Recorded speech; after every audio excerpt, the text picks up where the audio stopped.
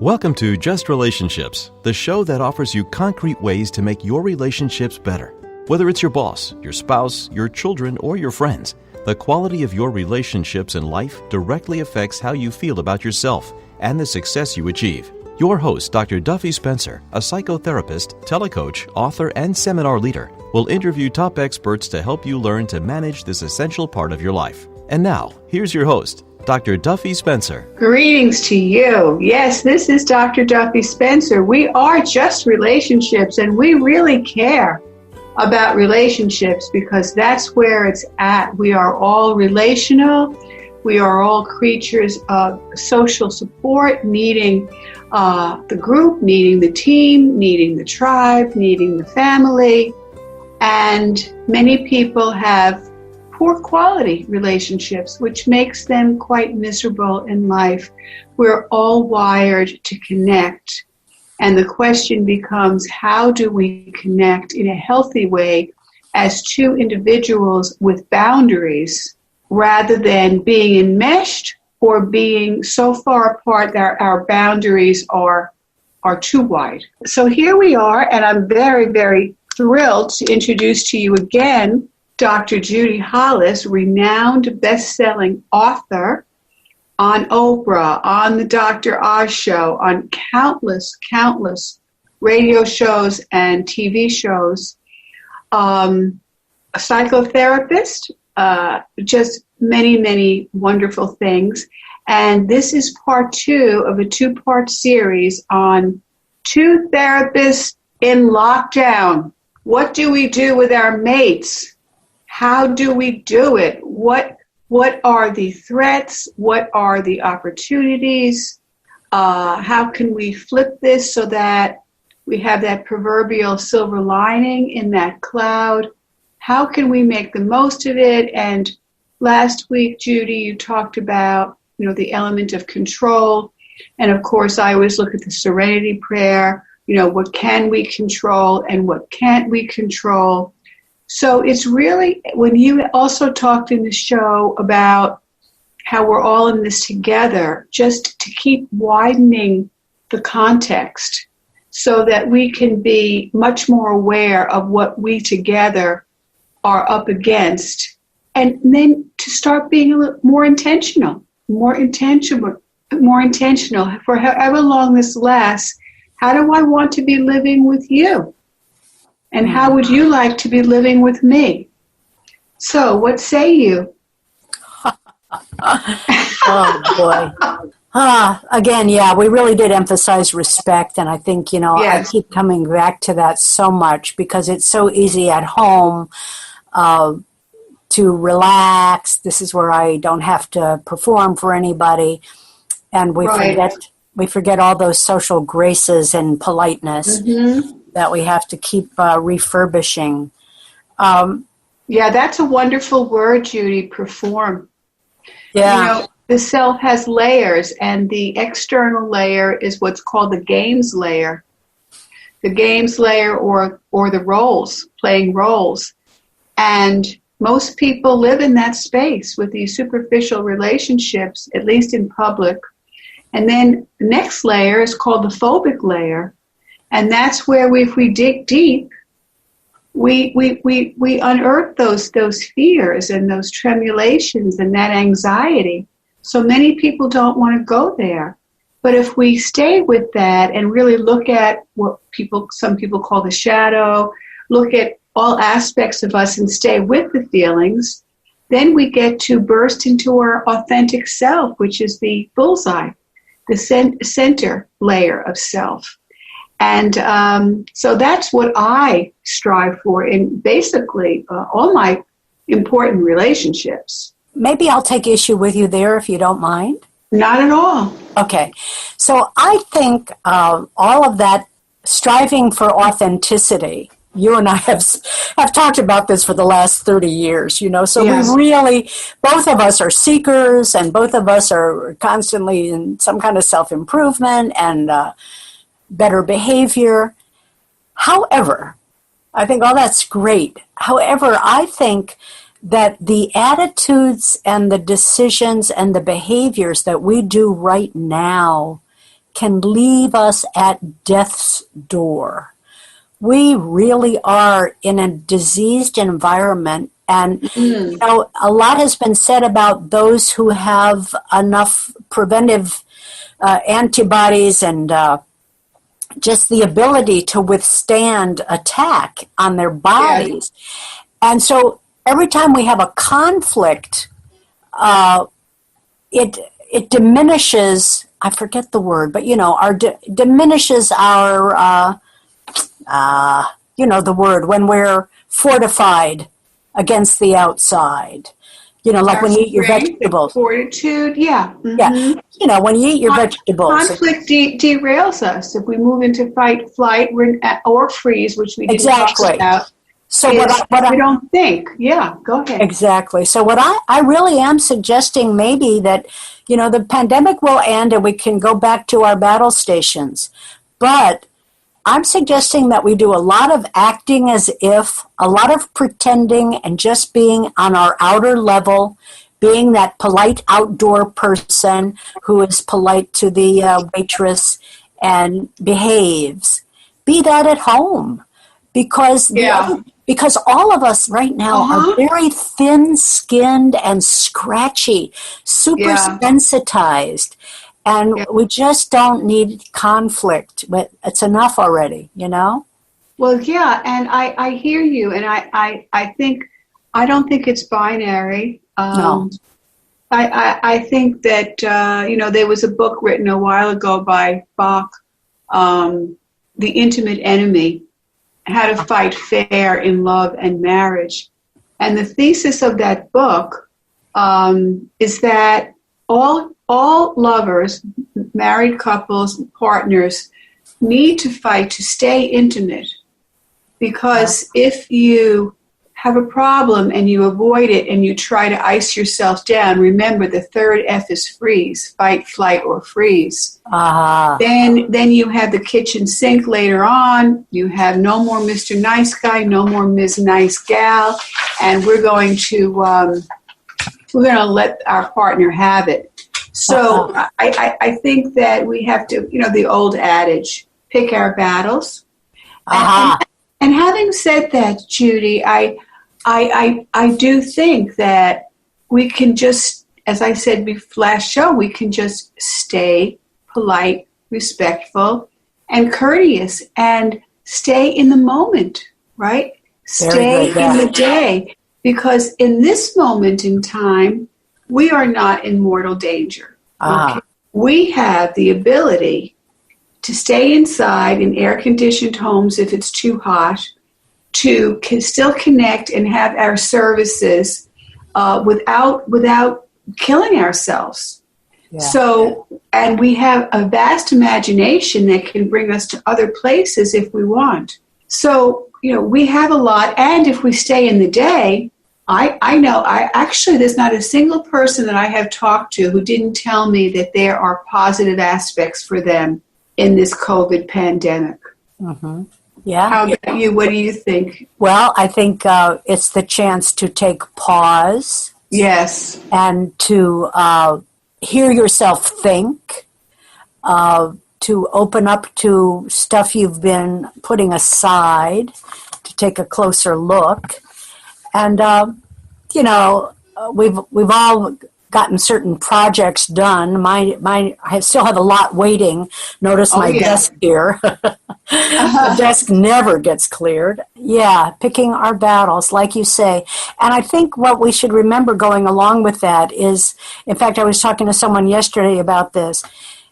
Is this an ongoing thing that you've already worked through many times? You've already told him or her how you feel about this issue. This is a pattern. This is an issue that does not need to be resolved during the pandemic. It's still going to be waiting for you after the crisis to just, even though, we're not physically attacked just yet, I still walk knowing that it's out there, and we all do. We all do on some level. Mm-hmm. With its spikes attaching to our beautiful lung cells to feed off them. Right. It's disgusting. Right. So, I want to respond to that. I think there's a concept like landmines that couples can avoid certain landmines. Yeah. And why does a couple fight over the same thing for 20 years? Different details, but the same thing. Because it's never been resolved.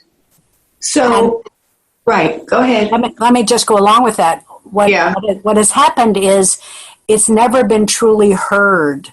Right. A simple thing is to say, as we've learned in Psychology 101. Yeah. So what I hear you saying is an active listening, repeating back, I heard you. Yes, I've heard you. We have a difference of opinion, and how about I can understand how you feel that way. Well, that's it. That's another way of validating a person. Yeah. I understand, yes. The fight really diminishes when those simple things are employed. Because the person wants to say, I just want to make sure that you got what I'm talking about. Exactly. And with that, the magic elixir, empathy. Empathy, compassion. And, when I talk about this, it seems boring to people. Okay, actively listen, paraphrase, rephrase, mirror, be a flat mirror. I always tell my students and clients, don't put your 2 cents, into the paraphrase. Be a flat mirror. Just reflect back what you've heard. It seems like such a stupid skill to so many people. Like, why should I repeat what they just said? I just heard them. And of course, if it's complex in a couple of paragraphs and it's very deep and meaningful, you do want to check it out. Tell me more, or even what do you mean by that? That's another question. What do you mean by that? It's never a stupid question.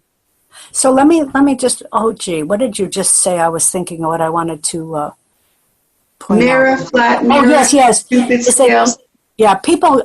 People think that I'm asking them to be a phony. Mm-hmm.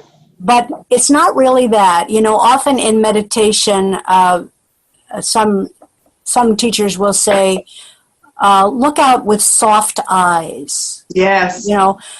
So I'm not asking them to be a phony. I'm asking them to develop some soft eyes that expand their vision.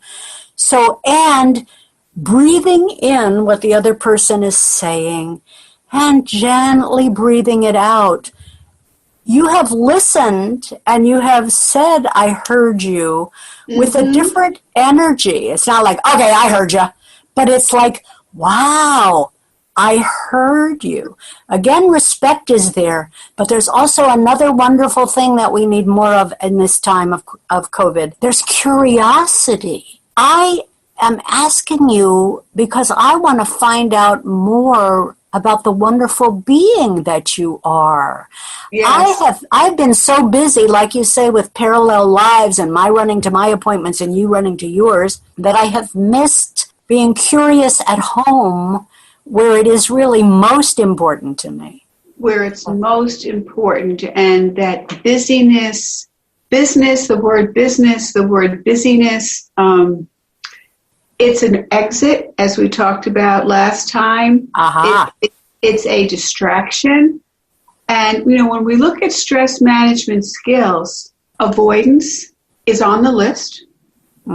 Distraction is on the list. It's only if we do it too much, right? So when is it appropriate, as you were saying, when is it appropriate to avoid? Right. When is a conflict? When is it appropriate not to avoid? And when is it fine to distract ourselves? With, as you said, the Netflix and all of that. I have to confess to you and our listening audience that I saw that Nancy Drew and The Hidden Staircase was a Netflix. And I said, when I was a kid, I devoured Carolyn Keene's Nancy Drew books. Me I too. absolutely devoured them. So I asked my husband if he would indulge me in watching this movie with me. And sure, it turned out to be a teen movie, which I ordinarily would not be interested in watching. But it was so fascinating for me to see the Nancy Drew of my childhood and the Nancy Drew of today on her rollerboard. And, you know, the juxtaposition of the two. And she still had the same qualities of curiosity and independence. But so that was my emotional regression, you know, to watch Nancy Drew and the Hidden Staircase. Yes. I was very aware at the time, this is a teen movie. I don't watch teen movies, but we stuck with it and we enjoyed it. Yeah. And so here talking about some of the values is an opportunity to explore other parts of yourself that you thought you left behind. Or that you said, oh, those are childish things. I'm a grown-up now. But there's still a little girl inside that can find satisfaction in fantasy and a lot of other playful things. And what's cool is that we don't have to get in the car and run somewhere. We have the time to, we're very, very privileged and lucky to have the time to indulge some of this. And my hunch is, and we're already seeing it, people are commenting to me about it, but we're seeing a lot of better behavior bubbling up from people, you know, out in the supermarket, thanking the clerks, and and just kindness, you know, all of these horrible phone things that we have to wait to take care of the telephone company or whatever. And then you find a customer representative who is working from home, and they're happy to get the call. And they're respectful and nice, and I don't rage at them about how long I had to wait, you know? Yeah, and they're things humans. are changing. The human touch, and I do think, unfortunately, with the masks, people can't see our facial expressions, and so I make a point to say hello and look at a person now because they're not going to see my smile. But the idea of making the human contact, the idea of pretending, and Esther Perel, who wrote that famous book, Mating in Captivity. I love her. She's marvelous, and talking about the use of imagination. And she talked about how she had a 35th wedding anniversary, and they got all dressed up, set the table with elegant dinnerware, lit candles, put on music, and left the house and turned right around and came back and toasted each other, chin chin, and all of that. And in listening to her, I had to say to myself, I am not doing that. You know, I am not using my full imagination here. And I could do a lot more of that. And just something very simple. You know that game, 20 Questions? There are so many facsimiles of it now. But as conversation starters, you know, would you rather live by a lake or by a beach? You know, that kind of simple conversation starter. Because now you're imagining a lake, and now you're imagining a beach. So I just want to go back to my husband and me and the idea that we have led such busy lives and meeting each other Home Depot station. A few years ago, a cousin of mine from Hungary came to visit us, and it was like he was astounded. He was astounded watching us, sitting there, watching us coming and going and saying, is this a home? It was such a different culture. And I thought, oh my word, I don't like this. But then again, I had to go out and earn my livelihood. Well, actually, that was what I meant to say before when you talked about we're privileged. Either being retired or being able to work from home. And we are not those frontline workers. Mm-hmm. And we really do have to, make that human touch and to be aware. And I think that this COVID crisis has given us so much more insight into our society. Talk about a mirror, right, of our society.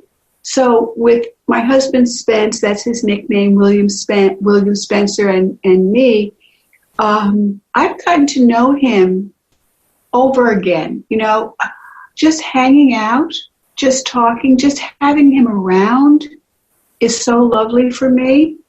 And it's kind of like, because we didn't spend enough time together, and now we are spending time together. And he is a very respectful person. He's an introvert. So he goes off in his office and he doesn't interfere with me. He doesn't ask too much of me. He learned a long time ago that I was working at home and I was not available, even though I was physically in his face, I was not available to him. It took him a while to understand that psychological barrier, but he has it well learned now. And so I am lucky that I do not have an intrusive husband. Yeah, I'm experiencing the same thing. I'm very grateful about that for sure, because I'm the one who creates all the energy and chaos, and I don't need another one beside me. Yeah, but not putting myself down, but you know what I mean. Just the instigator, let's say. Yeah. But I've also come to... Go ahead. Sorry? No, go ahead. Okay. I've also come to see that having quiet time together over an expanse of hours, my view of him changes. And a lot of things that I assumed this is what he meant, he really comes from a very different place than I thought. He's a lot kinder and gentler than I gave him credit for. And some of that is because of COVID. Some of it is because of aging health issues we both have. But I am willing. I'm glad to be able to say I was wrong. I almost liked keeping a certain mindset about him as a negative one, as a way to stay engaged. And of course I learned this in my family of origin and blah, blah, blah. But I never got to see it as clearly as I have just because of having space and quiet. Yes, you have more time for insight. Right. And I hear you. And I believe, and the way I conduct therapy is it's called the internal systems model, that we all have our own little internal psychological system made up of different parts. Mm-hmm. Our higher self, and then we have wounded parts, and we have protector parts. And when people say, oh, this person is so different, they're not who I thought they were, it's because if they're feeling more relaxed, those parts are like clouds in front of the sun. The sun is always there. If those clouds dissipate, if you don't have your usual stressors, and you have, as you say, more quietude, you can be more open to your expansive self, right? Wow. Which is our core self, which is our soul, if you will, the seat of our wisdom. And by the way, what you had said in last week's show about curiosity, that is the number one avenue. That is the entry level to the larger self. Nice. Just be curious. These things that we're talking about now can really, I think, dramatically change the face of psychotherapy for the future. Because if people are forced now to live into a more open and quiet and compassionate space, right, it's going to drastically change the issues they bring to therapy. Right. Some of the issues may just fade away, I'm sorry to say. Mm-hmm. I mean, I found this in eating disorders so much that so much of the quote-unquote illnesses were created by the culture and the lifestyle. Oh. And I was in all my lectures and training, I would always tell people we're not teaching an adjustment model here. Right. This society is not one we want to adjust to. We're not trying to normalize harmful behaviors, even though our capitalist machine applauds harmful behavior. So and lots of competition. Yes, exactly. Win-lose mentality. Yes. Well, that's why I just went ballistic and wrote an editorial, not recently, but when it was happening, about that show, The Biggest Loser. Oh, my God, I thought that was so disgusting to have these people competing against each other. Yes. When everybody was trying so hard to be their better and best self. Make it into a game, and that feeds into the competitive win-lose mentality. And as you talked about in the last show, it has to be, ideally we look out at the world together and we help each other.